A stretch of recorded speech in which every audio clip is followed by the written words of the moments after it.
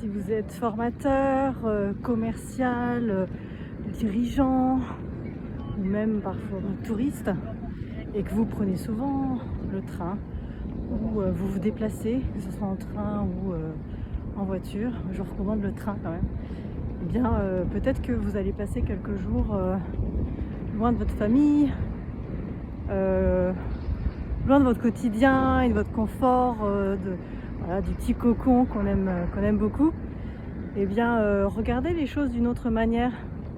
Est-ce que ce déplacement ne serait pas le moment opportun pour faire le point, pour écouter un podcast inspirant, pour juste aussi faire le silence, pour avoir ce temps souvent dont on ne dispose pas le reste du temps, d'avoir ce temps de se poser, peut-être de méditer.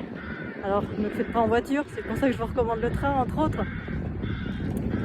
Méditez, vous reposez, juste fermez les paupières, tentez d'apaiser vos pensées et fermez vos portables, vos ordinateurs, vos laptops, arrêtez de travailler en fait. Juste profitez de cette pause-là pour faire le point, pour faire le vide. En fait, c'est plutôt ça, c'est vraiment faire le vide, plutôt que de tout le temps d'être en train de réfléchir à la next step, à ce que vous allez proposer aux gens que vous allez rencontrer, ce que vous allez dire. Bien sûr qu'une partie de préparation est importante, mais si vous avez l'habitude de faire ce que vous faites, utilisez ces moments de pause, vraiment, restez à 100 000% dans l'instant présent, dans l'observation de ce qui vous entoure, des voyageurs autour de vous, des conversations, croisez le regard des uns et des autres. Parce qu'en fait, c'est dans ces moments-là qu'il se passe des choses, qu'une nouvelle idée inspirante va émerger, que peut-être un sentiment d'apaisement va se faire sa place par rapport au stress ou à des idées plus obscures et néfastes.